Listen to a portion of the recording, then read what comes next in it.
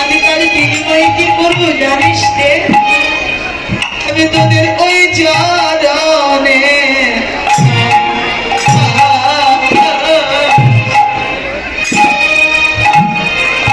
তোদের দাসী খবরে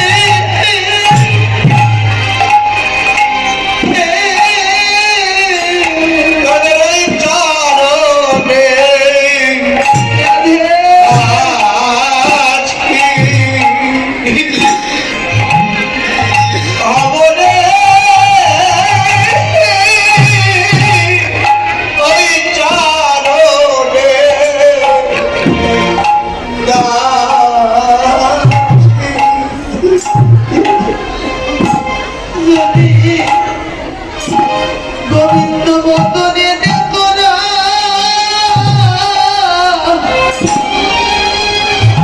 দেখাই দে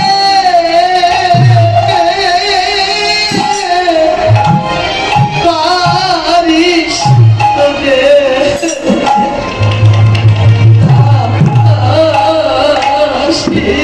যদি গোবিন্দ বদনে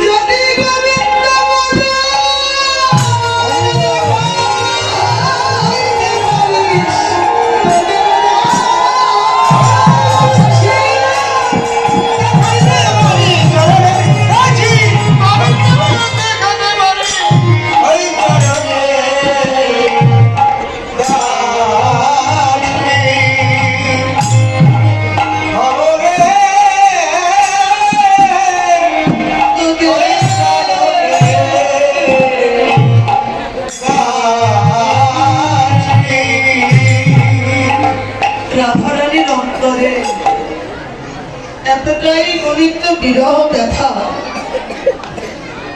যেন রাধারানী সেই বিরহ সইতে না হবে।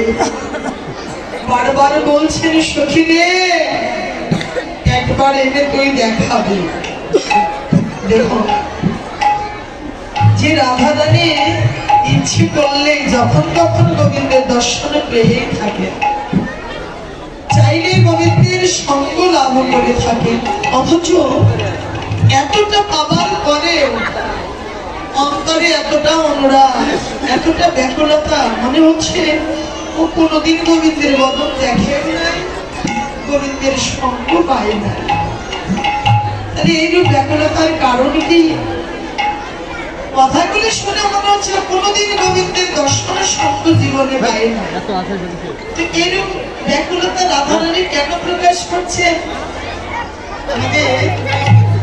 ডক্টর মহানম্বিত ব্রহ্মচারীজি মহারাজ এই বিষয়ে ভাগবতের ফেলালাভে বললেন, হলো জীবনে প্রাপ্তি যার যত বেশি, অভাব তার মধ্যে তত বেশি গো। জীবনে যে যত বেশি করে পায়, তার জীবনে সব সময় অভাবটাই থেকে যায়। সবার ভাগ্যে হলো সবাই তো পেল, কেবল আমার ভাগ্যে গোবিন্দ সঙ্গ হলো না। আর এই ভাবনাই হচ্ছে একমাত্র গোবিন্দকে ভালোবেসে অতি আপন করে কাছে পাবার প্রকৃষ্ট উপায়। এইরূপ ভাবনা যার আছে, তারা কোনোদিন কখনো কোনো কালে গোবিন্দের দর্শন কৃপা থেকে বঞ্চিত হবে না। তো বলছে, যাও তুলসী, এতক্ষণ যা কিছু তোর কাছে বললাম গোবিন্দের কাছে কি বলবি তো, কিন্তু কিভাবে বলবি জানিস? সতীর সময় বুঝিয়া সরস হইয়া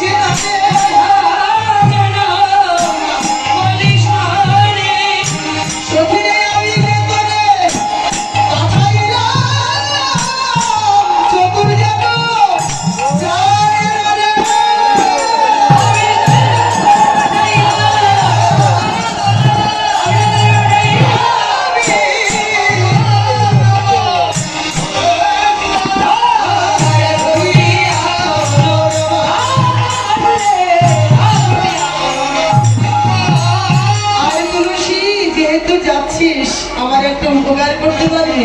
বল কি করতে হবে? বলছে, সখী দেখ, আমি গোবিন্দের জন্য অনেক যত্ন করে একটি চম্পক ফুলের মালা গেঁথেছি। এই মালাটি দিয়ে গিয়ে আমার গোবিন্দের গলে পরিয়ে দিবি। কর্পূর মিশ্রিত একটি তাম্বুল পিটিকা প্রস্তুত করেছি। এই কর্পূর মিশ্রিত তাম্বুল পিটিকা আমার গোবিন্দের সেবা দিবি। আর আজবার সময় আমার বন্ধুরে নিবাদ হইতে অধরামৃত মহাপুরুষদের একটু সঙ্গে করে আনবি। এই বলে গোবিন্দ সেবার দ্রব্য আদি তুলসীর বাড়ি যেমন সরে দিয়েছেন, যেন তুলসীর প্রাণে আনন্দ ধরে না।